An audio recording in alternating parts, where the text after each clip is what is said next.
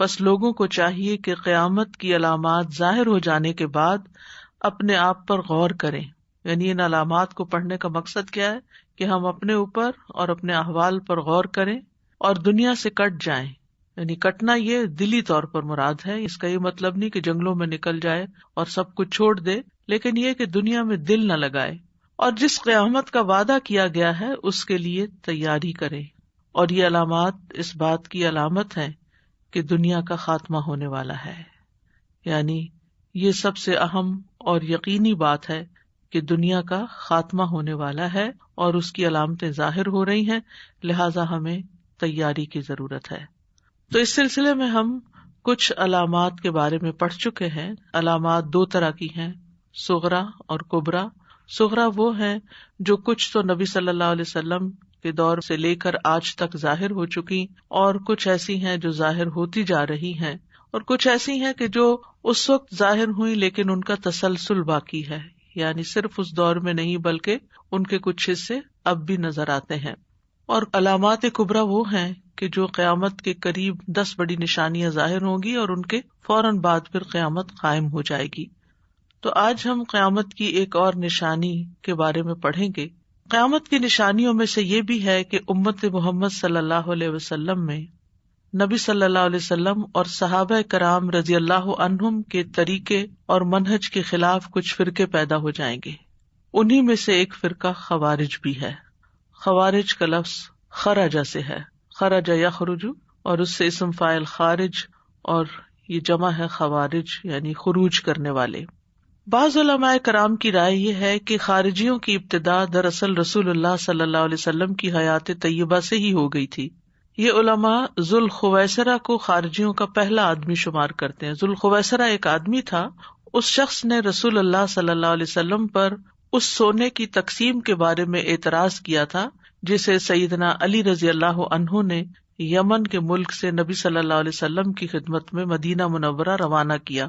اور پھر جب آپ نے اس کو چند لوگوں میں تقسیم کیا تو اس شخص کو بہت اعتراض ہوا اور اس نے کہا کہ اے محمد صلی اللہ علیہ وسلم عدل کیجیے. تو آپ نے فرمایا کہ اگر میں عدل نہیں کروں گا تو پھر اور کون کرے گا. تو بہرحال آپ نے پھر اس کے بارے میں کچھ بتایا تھا کہ اس کی اولاد سے ایسے لوگ پیدا ہوں گے کہ جو قرآن پڑھیں گے لیکن قرآن ان کے حلق سے نیچے نہیں جائے گا، اور وہ دین سے اس طرح نکل جائیں گے جس طرح تیر شکار کے پار ہو جاتا ہے. بعض علماء کی رائے یہ ہے کہ خارجیوں کے فتنے کا آغاز امیر المومنین سیدنا عثمان بن عفان رضی اللہ عنہ کے خلاف ان کے خروج سے ہوا، جس کے نتیجے میں حضرت عثمان رضی اللہ عنہ کی شہادت ہوئی. پھر ان کا فتنہ اتنا بڑھ گیا کہ انہوں نے حضرت علی رضی اللہ عنہ کے خلاف خروج کیا. حجاز میں آگ کا ظہور، حجاز کی زمین سے آگ کا نکلنا، یہ قیامت کی نشانیوں میں سے ایک نشانی آپ نے بتائی. آپ نے اس کی پریڈکشن کی اور ہم دیکھتے ہیں کہ اس کی تفصیل کیا ہے. صحیح بخاری میں حدیث ہے، ابو ہریرہ رضی اللہ عنہ سے روایت ہے کہ رسول اللہ صلی اللہ علیہ وسلم نے فرمایا، قیامت قائم نہ ہوگی یہاں تک کہ سرزمین حجاز سے ایک آگ نکلے جو بصرہ شہر کے اونٹوں کی گردنوں کو روشن کر دے، یعنی جس کی روشنی دور دور تک جائے گی. حجاز جو ہے یہ مکہ مدینہ کا علاقہ کہلاتا ہے. امام نووی رحمۃ اللہ علیہ نے اس حدیث کی شرح میں تحریر فرمایا کہ یہ آگ ہمارے زمانے میں 654 ہجری میں مدینہ کے اندر ظاہر ہوئی.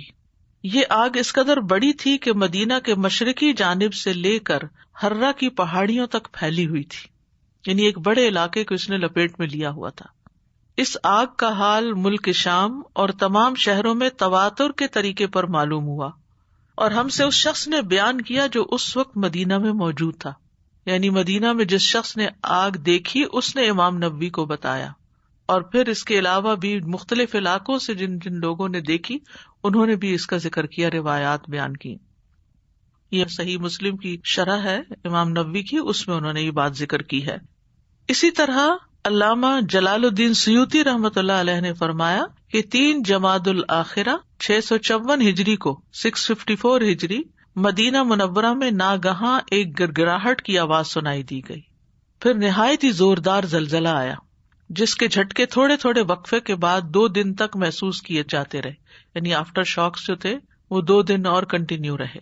پھر بالکل اچانک قبیلہ بنو قریظہ کے قریب پہاڑوں میں ایک ایسی خوفناک آگ نمودار ہوئی جس کے بلند شعلے مدینہ سے ایسے نظر آ رہے تھے گویا کہ یہ آگ مدینہ منورہ کے گھروں میں لگی ہوئی ہو. پھر یہ آگ بہتے ہوئے نالوں کی طرح سیلاب کی مانند پھیلنے لگی. جیسے لاوا ہوتا ہے نا، یعنی پگھلی ہوئی آگ ہوتی ہے اور جو بستیوں کی بستیاں پھر تباہ کر دیتا ہے، تو اسی طرح یہ سیلاب کی طرح وہ آگ زمین پر بھی پھیلنے لگی. اور ایسا محسوس ہونے لگا کہ پہاڑیاں آگ بن کر بہتی چلی جا رہی ہیں، اور پھر اس کے شعلے اس قدر بلند ہوئے کہ آگ کا ایک پہاڑ نظر آنے لگا، دونوں طرح، یعنی رائٹ لیفٹ بھی پھیلی اور پھر اونچائی کی طرف بھی پھیلی، یعنی ہاریزونٹلی بھی اور ورٹیکلی بھی. اس کے شعلے اس قدر بلند ہوئے کہ آگ کا ایک پہاڑ نظر آنے لگا. پہاڑ آپ دیکھیے کتنا اونچا ہوتا ہے.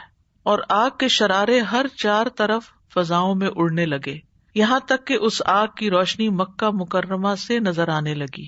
اتنی دور تک روشنی ہو گئی. اور بہت سے لوگوں نے شہر بصرہ میں رات کو اسی آگ کی روشنی میں اونٹوں کی گردنوں کو دیکھ لیا، یعنی جس کی آپ نے پیشن گوئی کی تھی.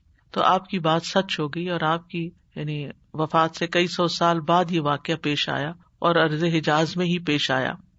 اہل مدینہ آگ کے اس ہولناک منظر سے لرزہ بر اندام ہو گئے.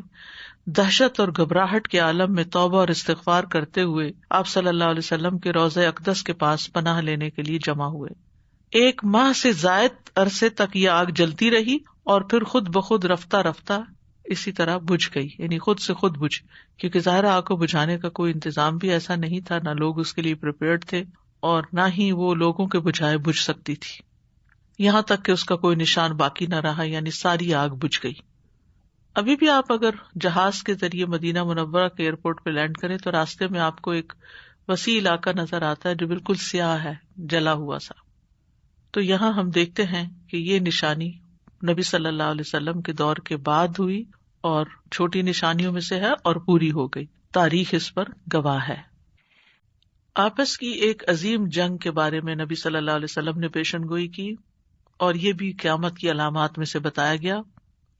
قال رسول اللہ صلی اللہ علیہ وسلم لا تقوم الساعة حتى تقتتل فئتان عظیمتان وتكون بينهما مقتلة عظیمة ودعواهما واحدة. صحیح مسلم کی روایت ہے، رسول اللہ صلی اللہ علیہ وسلم نے فرمایا قیامت اس وقت تک قائم نہ ہوگی جب تک 2 بڑی جماعتیں باہم سخت لڑائی نہ کریں. ان دونوں جماعتوں کے درمیان بڑی خونریز لڑائی ہوگی، حالانکہ دونوں کا دعویٰ ایک ہی ہوگا. یہاں 2 گروہوں سے مراد کون ہے؟ حضرت علی رضی اللہ عنہ اور ان کے ساتھی، اور معاویہ رضی اللہ عنہ اور ان کے ساتھی. یہ مسلمانوں ہی کے 2 گروہ تھے. بعض اختلافات کی بنا پر ان کے درمیان جنگ ہوئی اور ان کا نام مسلمانوں کے 2 گروہ رکھا گیا. تو آپ کا فرمان ہے وَدَعْوَاهُمَا وَاحِدَةٌ، یعنی دونوں کا دعویٰ ایک ہی ہوگا، یعنی ان کا دین ایک ہی ہوگا، دونوں مسلمان ہی ہوں گے، دونوں اسلام ہی کا دعویٰ کرتے ہوں گے اور دونوں اس بات کا دعویٰ بھی کہ وہ حق پر ہیں. تو اب اگر مسلمانوں کے درمیان لڑائی ہو تو ظاہر ہے کہ ایک گروہ حق پر ہوگا اور دوسرا اجتہادی طور پر یہ سمجھتا ہوگا کہ ہم درست فیصلہ کر رہے ہیں، باقی ان کا حساب کتاب اللہ کے ذمہ ہے. لیکن یہ کہ آپ نے اس کے بارے میں پیشن گوئی کی. اور یہ جو بات ہے دعواہما واحدۃ، ان کا دعویٰ ایک ہی ہوگا، اس میں خوارج اور ان کے پیروکاروں کی اس عقیدے کا رد پایا جاتا ہے. وہ کہتے تھے یہ دونوں ہی گروہ کافر ہیں. یعنی جب جنگ ختم ہوئی اور دونوں گروہوں کا آپس میں یعنی اختلاف ختم کرنے کے لیے جو حکم قائم کرنے کی بات ہوئی تو انہوں نے کہا کہ اللہ کے سوا کسی اور کو حکم کیوں بناتے ہیں، لہٰذا دونوں ہی کافر. نعوذ باللہ. وہ حضرت علی اور ان کے فالوورز کو اور حضرت امیر معاویہ رضی اللہ عنہ اور ان کے فالوورز کو دونوں کو کافر کہتے تھے. لیکن حدیث کیا کہتی ہے؟ دونوں کا دعویٰ ایک ہی ہوگا، یعنی دونوں دین ہی کا نام لے کر جنگ کر رہے ہوں گے، دونوں دین پر ہی ہوں گے. تو اس سے یہ بات بھی پتہ چلتی ہے کہ بعض اوقات 2 متقی نیک پرہیزگار لوگ جو ہیں ان کے درمیان اختلاف ہو سکتا ہے اور وہ اختلاف کسی بڑے فتنے فساد کی صورت میں بھی ڈھل سکتا ہے. لیکن بہرحال اللہ تعالیٰ ہی معاملات کو بہتر جانتا ہے.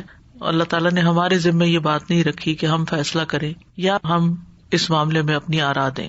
اس جنگ کے علاوہ آپ صلی اللہ علیہ وسلم نے ترکوں سے جنگ کے بارے میں بھی پیشن گوئی کی تھی. عن ابی ہریرہ رضی اللہ عنہ قال قال رسول اللہ صلی اللہ علیہ وسلم لا تقوم الساعة حتى تقاتل الترک صغار الاعین حمر الوجوہ ذلف الانوف کأن وجوہہم المجان المطرقۃ ولا تقوم الساعة حتی تقاتلوا قوما نعالهم الشعر. صحیح بخاری. ابو ہریرہ رضی اللہ عنہ کہتے ہیں کہ رسول اللہ صلی اللہ علیہ وسلم نے فرمایا اس وقت تک قیامت قائم نہیں ہوگی حتیٰ کہ تم ترکوں سے جنگ کرو گے جن کی آنکھیں چھوٹی چھوٹی، یعنی خاص مخصوص گروہ کی طرف اشارہ ہے، چہرے سرخ یعنی رنگ سرخ ہوگا، ناک چپٹی ہوگی، گویا ان کے چہرے چمڑے چڑھی ڈھالوں کی طرح چوڑے چوڑے اور تہ بتہ ہوں گے، یعنی جیسے ڈھال چوڑی ہوتی ہے اسی طرح ان کے چہرے بھی بہت چوڑے ہوں گے. اور قیامت اس وقت تک قائم نہیں ہوگی یہاں تک کہ ایسے لوگوں سے جنگ کرو گے جن کے جوتے بالوں کے ہوں گے. یعنی ایک نشانی آپ نے یہ بھی بتائی کہ تم لوگوں کی جنگ ایسی قوم سے ہوگی کہ جو بالوں کے بنے ہوئے جوتے پہنیں گے. تو علماء نے اس پر غور و فکر کیا اور کہا کہ ان لوگوں سے مراد وہ تاتاری منگول ہیں جنہوں نے 656 ہجری بمطابق 1258 عیسوی میں متعدد اسلامی ممالک میں تباہی پھیلا دی تھی اور بے شمار لوگوں کو خاک و خون میں تڑپا دیا تھا. بالآخر اللہ تعالیٰ کی حکمت اور اللہ تعالیٰ کی رحمت سے یہ لوگ اسلام قبول کر کے ملت اسلامیہ کا حصہ بن گئے تھے، یعنی بعد میں مسلمان بھی ہو گئے تھے. لیکن آپ کی یہ پیشن گوئی پوری ہوئی کہ ایسی شکل والے لوگوں سے تمہاری جنگ ہوگی، اور وہ جنگ ہوئی. اسلامی ریاست کی توسیع، زمین کے مشرق و مغرب میں اسلام کا چرچا ہونا. مسند احمد کی روایت ہے ان ثوبان قال قال رسول اللہ صلی اللہ علیہ وسلم ان اللہ او ان ربی زوالی الارض مشارقها ومغاربها وان امتی سیبلغ ملکها ما زوی لی منها واعطیت الکنزین الاحمر والابیض. ثوبان رضی اللہ عنہ سے مروی ہے، وہ کہتے ہیں کہ رسول اللہ صلی اللہ علیہ وسلم نے فرمایا بے شک میرے رب نے میرے لیے ساری زمین کو سمیٹ دیا، یعنی میری آنکھوں کے سامنے کر دیا، چنانچہ میں نے اس کے مشرق اور اس کے مغرب کو دیکھ لیا. یعنی فزیکلی تو آپ خود ان سب جگہوں پر نہیں گئے تھے، لیکن وہ آپ کے سامنے لا کر رکھ دیا گیا، آپ کو نظارہ کروا دیا گیا. اور فرمایا بلا شبہ میری امت کی حکومت وہاں تک پہنچ کر رہے گی، یعنی یہاں تک امتی پہنچ جائیں گے جہاں تک کا علاقہ مجھے سمیٹ کر دکھایا گیا، اور مجھے 2 سرخ اور سفید خزانے دیے گئے ہیں. علماء کہتے ہیں کہ اموی دور میں یہ نشانی پوری ہو چکی ہے. تو بہرحال ان اللہ زوالی الارض، اللہ تعالیٰ زمین کو اور نبی صلی اللہ علیہ وسلم کے سامنے سکیٹ دیا، پھر آپ نے اس کا مشاہدہ کیا اور پھر دیکھا کہ آپ کی امت کی بادشاہت کہاں تک پہنچے گی. تو بنی امیہ کے زمانے میں مشرق و مغرب تک فتوحات حاصل ہوئی، یہاں تک کہ عقبہ بن نافع وہاں تک پہنچ گیا جہاں تک بحر اطلس یعنی اٹلانٹک اوشن جو ہے پھیلا ہوا ہے. بعض لشکر مشرق کی طرف بھی بھیجے گئے، وہ چین، سندھ اور ہند تک پہنچ گئے تھے، اور اسلامی ممالک کا خطہ ارضیہ وسیع ہو گیا. لوگ اس دین میں داخل ہونے لگے، اور اس کے ساتھ ہی وہ خبر درست ہو گئی جو صادق المصدوق ہستی صلوات اللہ وسلامہ علیہ وبرکاتہ علیہ نے خبر دی ہمیں. اور یہی صورتحال بنو عباس کے عہد خلافت میں بھی رہی. ہارون الرشید کے بارے میں کہا جاتا ہے کہ بغداد کے اوپر سے ایک بادل گزرا تو وہ کہنے لگے اے بادل جہاں مرضی جا کر بارش برسا، بالآخر تمہاری پیداوار مجھ تک ہی پہنچے گی. یعنی اتنی وسیع سلطنت تھی. انہوں نے ایسا اس لیے کہا کیونکہ وہ بادل بغداد سے آگے چلا گیا، بغداد پہ نہیں برسا، ان کا دارالخلافہ جو تھا اس پہ بارش نہیں برسی. لیکن انہوں نے کہا ٹھیک ہے یہاں نہیں برستے، جہاں چاہو برسو، لیکن فائدہ ہم ہی کو پہنچے گا. وَأُعْطِيتُ الْكَنْزَيْنِ جو لفظ آتے ہیں حدیث میں کہ مجھے 2 خزانے دیے گئے. علماء کہتے ہیں کہ ان 2 خزانوں سے مراد سونا اور چاندی ہے. سرخ سونا اور سفید چاندی مراد ہیں. کسرا اور کیسر کے خزانے جو عراق اور شام کے ممالک میں تھے، جو آپ کی امت کو مل گئے. امام نووی نے شرح مسلم میں یہ بات بیان کی ہے. اب آتے ہیں ہم علامات صغرا کی دوسری قسم کی طرف، وہ علامات جو ابھی تک جاری ہیں، یعنی مسلسل ہوتی چلی جا رہی ہیں. اس میں ہم سب سے پہلا موضوع لیں گے علم سے متعلق علامات قیامت. پہلی حدیث ہے جس سے پتہ چلتا ہے کہ علم اٹھا لیا جائے گا. نبی صلی اللہ علیہ وسلم نے فرمایا قیامت اس وقت تک نہ آئے گی جب تک علم دین اٹھ نہ جائے گا، یعنی لوگ دین سے بے بہرا ہو جائیں گے. لا تقوم الساعہ کا مطلب ہے قیامت کا دن قائم نہیں ہوگا.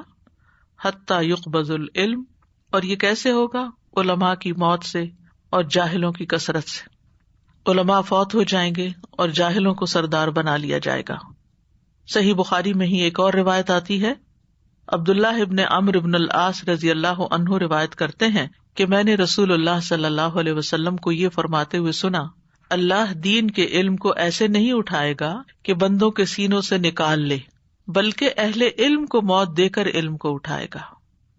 یعنی علم والے اٹھتے چلے جائیں گے، فوت ہوتے چلے جائیں گے، اور پھر بعد میں کوئی علم کے لیے اتنی محنت کرنے والے نہیں ہوں گے، دنیا میں لگ جائیں گے.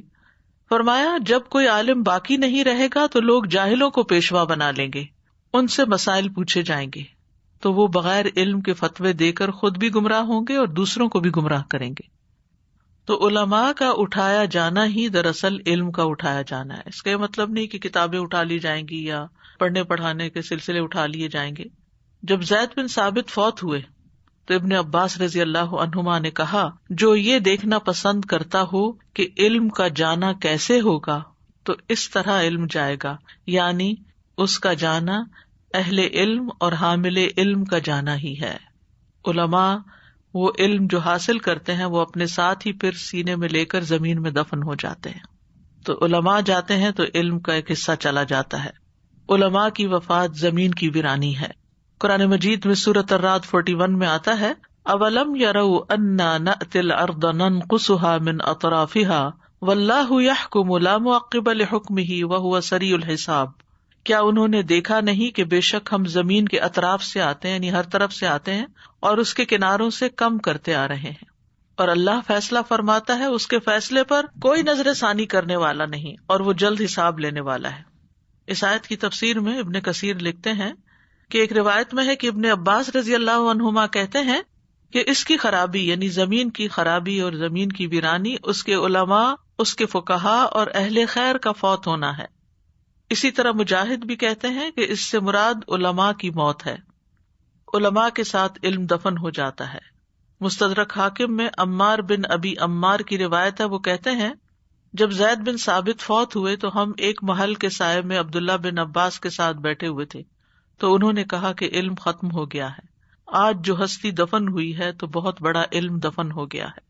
یعنی عالم صرف خود نہیں جاتا بلکہ اس کے ساتھ علم بھی دفن ہو جاتا ہے. اسی طرح یہ بھی کہا جاتا ہے کہ زمین کی زندگی علماء سے ہے. قال الشاعر الارض تحیا اذا ما عاش عالمها حتى يمت عالم منها يمت طرف. زمین اس وقت تک زندہ و شاداب رہتی ہے جب تک اس کا عالم زندہ رہے. جب عالم کا انتقال ہو جائے تو زمین کا ایک حصہ بھی ساتھ ہی مر جاتا ہے اور مرجھا جاتا ہے. یعنی خاص طور پر جہاں وہ عالم رہتا ہے اور اس سے سیکھنے والے رہتے ہیں، جب عالم ہی نہیں رہتا تو لوگ کس کے پاس سیکھنے کے لیے جائیں گے. ایک طرح سے اس پہ مردنی چھا جاتی ہے یا وہ ویران سی ہو جاتی ہے. علماء نہ ہو تو لوگوں کا حال بدتر ہو جاتا ہے، ویرانی ہو جاتی ہے.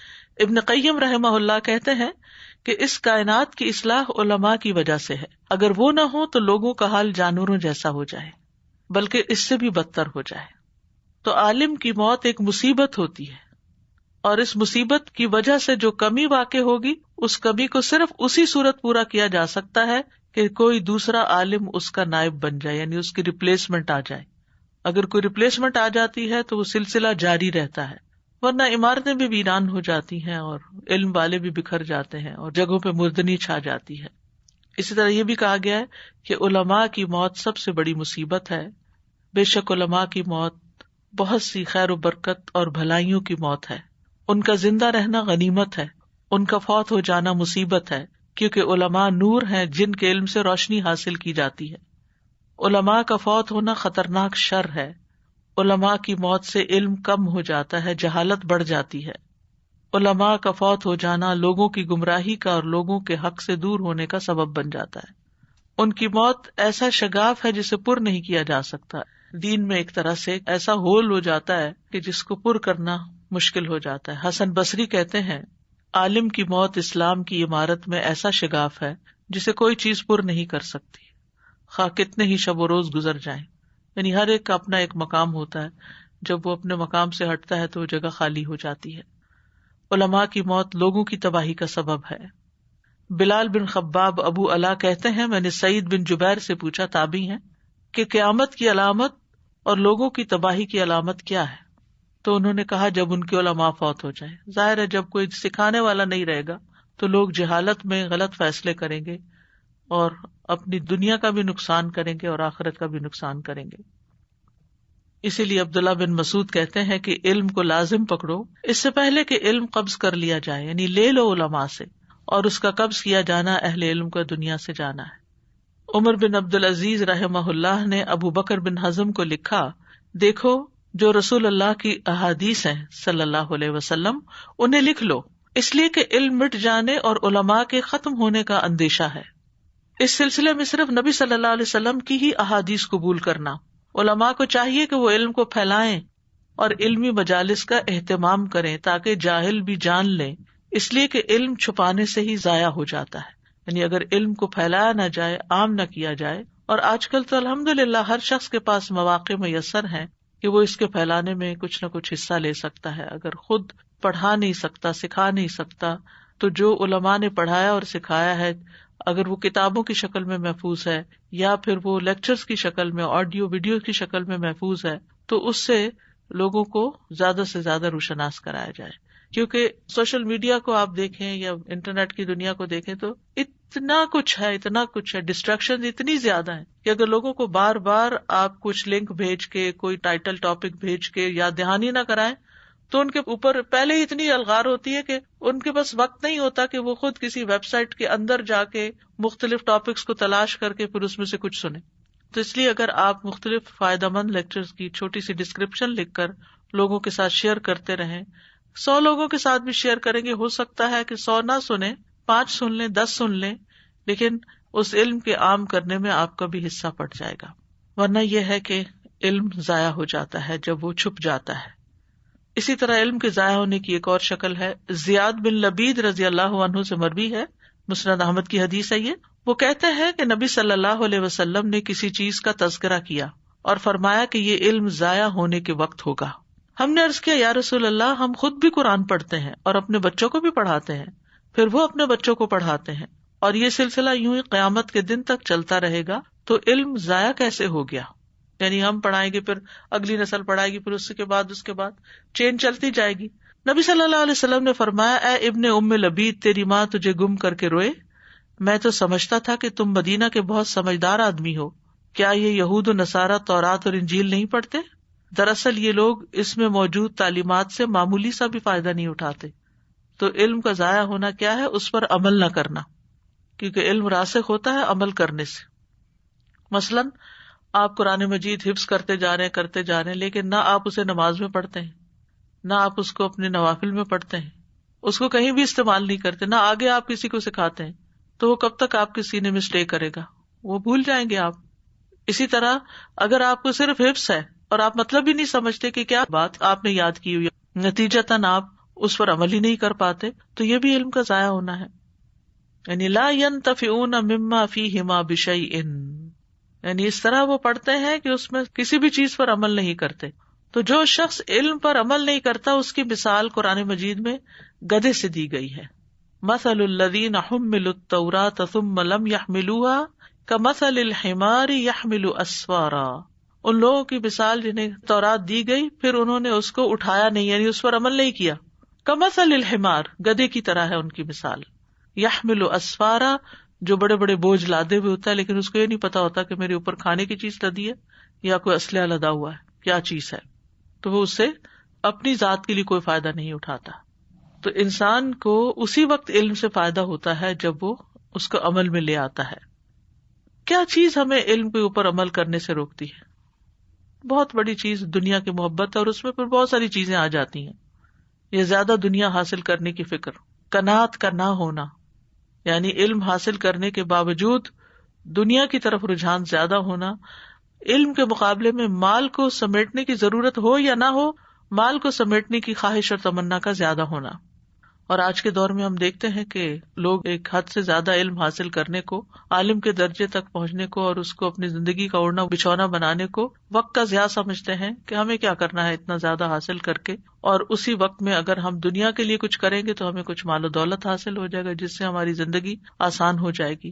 تو دنیا کے معاملات کو وہ خوب جانتے ہوتے ہیں لیکن آخرت کے معاملے میں جاہل ہوتے ہیں کہ اس علم کے سیکھنے اور سکھانے کے آخرت میں کتنے فوائد ہیں. تو جب انسان دنیا کمانے کے پیچھے چل پڑتا ہے اور دن رات اسی کو اوڑھنا پچونا بنا لیتا ہے تو وہ علم اور علماء کی مجالس سے محروم ہو جاتا ہے، اور جب وہ ان مجالس کو چھوڑ دیتا ہے تو پھر علم جو حاصل کیا ہوتا ہے وہ بھی بھولنے لگتا ہے، اور جب علم بھولنے لگتا ہے، عمل کے وقت یاد ہی نہیں آتا، تو پھر اس کا پڑھا اور نہ پڑھا ہونا برابر ہو جاتا ہے. اسی لیے بہت سے لوگ کورس کر لیتے ہیں، کورس کے دوران ان کے خیالات، ان کے اعمال کچھ تبدیل ہوتے ہیں، کچھ رویے، کچھ پرائرٹیز تبدیل ہوتی، لیکن پھر جب وہ علم کی مجلسوں سے کٹ جاتے ہیں اور بالکل بھی کوئی تعلق نہیں رکھتے تو آہستہ آہستہ آہستہ آہستہ دنیا کا رنگ چڑھنا شروع ہوتا ہے اور پھر وہ پوری طرح دنیا میں ڈوب جاتے ہیں اور علم سے دور ہو جاتے ہیں. ابو ہریرہ رضی اللہ عنہ کہتے ہیں کہ نبی صلی اللہ علیہ وسلم نے فرمایا، یتقارب الزمان وینقص العلم. صحیح مسلم کی روایت ہے، نبی صلی اللہ علیہ وسلم نے فرمایا زمانہ باہم قریب ہو جائے گا، یعنی وقت تیزی سے گزرے گا اور علم اٹھا لیا جائے گا، یعنی علم میں کمی واقع ہو جائے گی، اہل علم کمزور ہو جائیں گے، علم چھوڑ کر اور کاموں میں اپنا وقت زیادہ لگائیں گے، یا اہل علم فوت ہو جائیں گے جو علم میں مہارت رکھتے تھے. ابن سیرین کہتے ہیں کہ علم ختم ہو چکا مگر خراب برتنوں میں کچھ تھوڑا بہت بچا ہوا ہے، یعنی یہ اس دور کی بات کرتے ہیں. تو آج آپ دیکھیے پھر کیا بچا ہوا ہے. انس رضی اللہ عنہ کہتے ہیں، صحیح بخاری کی روایت ہے، میں تمہیں ایک حدیث سناتا ہوں جو میرے بعد تمہیں کوئی نہیں بتائے گا. میں نے رسول اللہ صلی اللہ علیہ وسلم کو فرماتے ہوئے سنا، قیامت کی نشانیوں میں سے ہے کہ علم دین کم ہو جائے گا اور جہالت غالب ہو جائے گی، یعنی لوگ اسلام کی بنیادی احکام سے بھی لا علم ہوں گے. اور آج ہم دیکھتے ہیں کہ کس طرح لوگوں کو نماز کی بنیادی شرائط جو ہیں، طہارت، قبلہ رو ہونا، قیام کرنا نماز میں، اس کے علاوہ جو دیگر شرائط ہیں، سطر کا ڈھانپنا، ان کے بارے میں لوگ بہت تساہل کا شکار ہیں، سہل پسند ہے. جیسا تیسا وضو کر لیا، پورے طرح اعضاء گیلے ہوئے کہ نہیں کوئی فرق نہیں پڑتا، جس چاہے دوپٹے میں نماز پڑھ لی، پاؤں ٹخنے ننگے ہیں، ٹائٹ کپڑے پہنے ہوئے ہیں، کیونکہ ٹائٹ کپڑے جو جسم کے ساتھ چپکے ہوئے ہیں وہ تو ننگے ہیں، وہ سطر کے تقاضے پورے نہیں کرتے، اس میں نماز نہیں ہوتی. لیکن عام طور پر لوگ اس کا لحاظ ہی نہیں رکھتے کیونکہ نہ علم ہے، اور اگر ہے بھی تو سنا سنایا جس کے اوپر یقین نہیں ہے، لہٰذا وہ عمل میں کچھ نہیں. تو لوگ اسلام کے بنیادی احکام سے بھی جاہل ہو جائیں گے. رسول اللہ صلی اللہ علیہ وسلم نے فرمایا، یدرس الاسلام کما یدرس وشی الثوب، کپڑے کے بیل بوٹوں کی طرح اسلام مٹتا جائے گا. یعنی جیسے کڑھائی والے کپڑے ہوتے ہیں نا، بار بار دھوئیں ان کو تو ان کے دھاگے ادھڑ جاتے ہیں اور ان کے رنگ فیڈ ہو جاتے ہیں اور پھول ختم ہو جاتے ہیں. حتیٰ کہ یہ بھی معلوم نہ ہوگا کہ نماز، روزہ، قربانی اور صدقہ کسے کہتے ہیں. اس حد تک جہالت ہو جائے گی کہ ان ٹرم سے بھی لوگ واقف نہیں رہیں گے. اور ایسا آج کے دور میں بھی نظر آتا ہے کہ بہت سے لوگ جو نان مسلم کنٹریز کی طرف مائگریٹ کیے تو پہلی جنریشن اپنے آپ کو اسٹیبل کرنے میں، سیٹل کرنے میں مصروف رہی، علم کا سیکھنا سکھانا نہیں رہا یا بچوں کی طرف توجہ نہیں رہی، تو ان کے نام ہی صرف مسلمانوں والے باقی رہ گئے، باقی تو ان کو شاید کلمہ بھی نہیں آتا.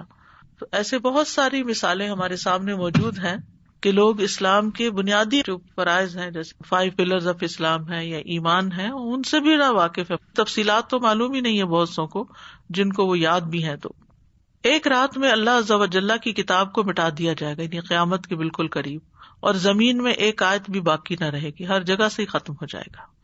لوگوں میں سے جو بوڑھے مرد اور بوڑھی عورتیں بچیں گی، وہ کہیں گے ہم نے اپنے آباء و اجداد کو یہ کلمہ لا الہ الا اللہ کہتے سنا اور اب ہم بھی کہہ رہے ہیں. ابن بطال کہتے ہیں یہ اور اس جیسی احادیث سے مراد یہ نہیں کہ زمین کے تمام کناروں میں دین مکمل طور پر منقطع ہو جائے گا یہاں تک کہ دین کی کوئی چیز باقی نہیں رہے گی، کیونکہ یہ تو ثابت ہے کہ اسلام قیامت کے قائم ہونے تک باقی رہے گا، لیکن کمزور پڑ جائے گا، اجنبی ہو جائے گا جیسے کہ ابتدا میں تھا. اسی طرح سلسلہ صحیح ہے کہ ایک حدیث کے مطابق قیامت کی نشانیوں میں سے ایک یہ بھی ہے کہ حقیر اور ذلیل لوگوں کے پاس علم تلاش کیا جائے گا، یعنی جو اہل نہیں ہوں گے. یعنی اس کا مطلب کیا؟ ابو عبید کہتے ہیں کہ اس سے مراد مقام اور مرتبے میں چھوٹا ہونا ہے، نہ کہ عمر میں کم ہونا. یعنی جس کے پاس علم کم ہوگا لوگ اسی کے پاس بیٹھ جائیں گے. اور ابن مبارک کہتے ہیں کہ اس سے مراد اہل بدعت ہیں۔ طبرانی نے ابن مسعود سے روایت کی ہے کہ لوگ اس وقت تک نیک اور ایک دوسرے کے ساتھ متحد رہیں گے جب تک وہ علم لیتے رہیں گے، یعنی ان کے دل بھی جڑے رہیں گے، پھر جو ان کے پاس محمد صلی اللہ علیہ وسلم کے اصحاب اور بڑوں کی طرف سے آئے گا، اور جب حقیر اور چھوٹے لوگوں کی طرف سے علم آئے گا تو وہ ہلاک ہو جائیں گے، کیونکہ وہ پوری طرح گراسپ نہیں کر سکتے ہوں گے اور لوگوں کو غلط فتوے دیں گے اور لوگ نااہل لوگوں سے فتوے لیں گے۔ کتاب ہے ایک جامع بیان العلم، یعنی علم کا بیان کی جامع کتاب، اس میں مالک رحمہ اللہ سے مروی ہے، وہ کہتے ہیں کہ مجھے ایک شخص نے خبر دی کہ وہ ربیہ بن عبد الرحمن کے پاس داخل ہوا تو اس نے ان کو روتا ہوا پایا، بس اس نے ان سے کہا آپ کیوں رو رہے ہیں، کیا آپ کو کوئی مصیبت پہنچی ہے؟ اور یہ آدمی ان کے رونے کی وجہ سے خوف زدہ ہو گیا، تو انہوں نے کہا نہیں، بلکہ ان لوگوں سے فتویٰ طلب کیا جا رہا ہے جن کے پاس علم نہیں، اور اسلام میں ایک سنگین معاملہ ظاہر ہو گیا ہے، یعنی لوگ اتنی بھی تکلیف گوارا نہیں کرتے کہ فتویٰ لینے کے لیے کسی باقاعدہ صاحب علم کے پاس جائیں، بس کنوینئنس کے لیے دائیں بائیں کسی سے بھی بات پوچھ لی۔ ربیہ نے کہا ان میں سے کچھ ایسے لوگ فتوے دے رہے ہیں جو چوروں سے زیادہ جیل میں ڈالے جانے کے حقدار ہیں، ان کا کیریکٹر اور ان کا عمل اس لائق ہے۔ پھر آپ نے قیامت کی علامات میں سے یہ بھی بتایا کہ خطباء یعنی اسپیکر زیادہ ہو جائیں گے اور علماء کم ہو جائیں گے۔ رسول اللہ صلی اللہ علیہ وسلم نے فرمایا آج تمہارے زمانے میں علماء زیادہ ہیں اور خطیب کم ہیں، ایسے میں اگر کسی نے اپنے علم کے 10ویں حصے پر بھی عمل نہ کیا تو وہ گمراہ ہو جائے گا، اور بعد میں ایسا زمانہ بھی آئے گا کہ اس میں خطباء زیادہ ہوں گے اور علماء کم ہوں گے، اگر اس زمانے میں کسی نے اپنے علم کے 10ویں حصے پر بھی عمل کر لیا تو نجات پا جائے گا، یعنی یہ حال ہو جائے گا۔ پھر جھوٹی حدیثوں کی اشاعت بھی قیامت کی نشانیوں میں سے ہے۔ رسول اللہ صلی اللہ علیہ وسلم نے فرمایا آخر زمانہ میں جھوٹے دجال لوگ ہوں گے، وہ تمہارے پاس ایسی احادیث لائیں گے جن کو نہ تم نے نہ تمہارے آباء و اجداد نے سنا ہوگا، تم ایسے لوگوں سے بچ کے رہنا، کہیں وہ تمہیں گمراہ اور فتنے میں مبتلا نہ کر دیں۔ تو اس لیے ہر سنی سنائی بات کو حدیث مت سمجھیں اور آگے فارورڈ نہ کریں جب تک تحقیق نہ ہو جائے۔ پھر اسی طرح بدعت کی کثرت ہو جائے گی۔ نبی صلی اللہ علیہ وسلم نے فرمایا جو تم میں سے میرے بعد زندہ رہے گا تو عنقریب بہت زیادہ اختلافات دیکھے گا، بس تم پر لازم ہے کہ تم میری سنت اور خلفائے راشدین میں جو ہدایت یافتہ ہیں ان کی سنت کو پکڑے رہو اور اسے ڈاڑھوں سے مضبوط پکڑ کر رکھو، اور دین میں نئے امور نکالنے سے بچتے رہو، کیونکہ ہر نئی چیز بدعت ہے اور ہر بدعت گمراہی ہے۔ اسی طرح علم ہی کے بیان میں قلم کا ظہور ہوگا، یہ بھی قیامت کی نشانیوں میں سے ہے۔ نبی صلی اللہ علیہ وسلم نے فرمایا، سلسلہ صحیحہ کی حدیث ہے، قیامت سے پہلے مخصوص لوگوں کو سلام کیا جائے گا، تجارت عام ہو جائے گی، حتیٰ کہ بیوی تجارتی امور میں اپنے خاوند کی مدد کرے گی۔ اب کثرت سے لڑکیاں وہ سبجیکٹس پڑھ رہی ہیں جو تجارت سے متعلق ہیں، اور پھر باقاعدہ شیئر رکھتی ہیں اپنے ہسبینڈ کے ساتھ جو بھی ان کے مالی معاملات میں مدد کرتی ہیں یا دیگر معاملات میں۔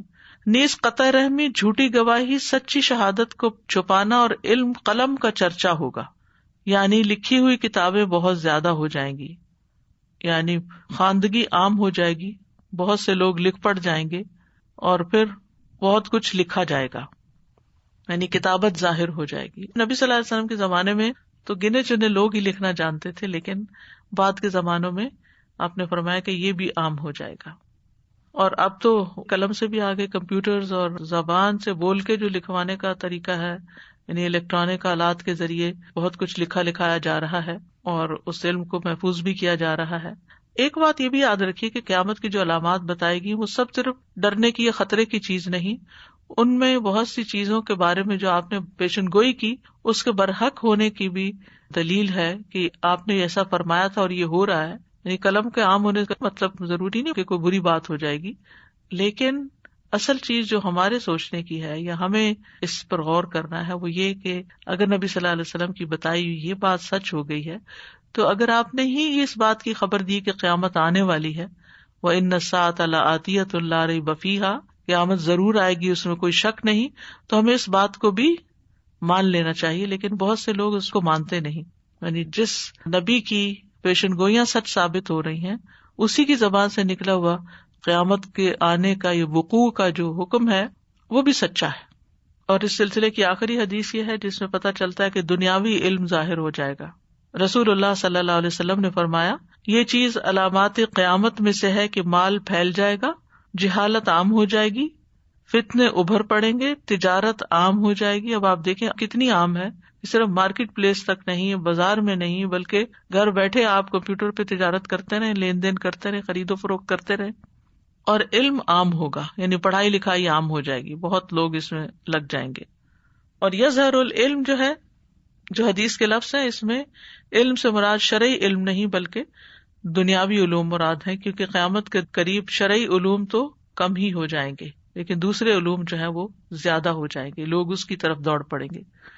تو اللہ تعالیٰ سے دعا ہے کہ اللہ تعالیٰ ہمیں ان نشانیوں سے وہ سبق سکھائے اور اس کے مطابق ہمارا عمل تبدیل ہو جو اللہ تعالیٰ کو ہم سے مطلوب ہے. اللہ تعالیٰ ہم سب کی حفاظت فرمائے اور ایمان کی حالت میں ہمارا خاتمہ ہو اور اللہ کی محبت میں ہم اللہ کے سامنے پیش ہوں. وآخر دعوانا ان الحمد للہ رب العالمین. سبحانک اللہم وبحمدک اشہد ان لا الہ الا انت استغفرک واتوب الیک. السلام علیکم ورحمۃ اللہ وبرکاتہ.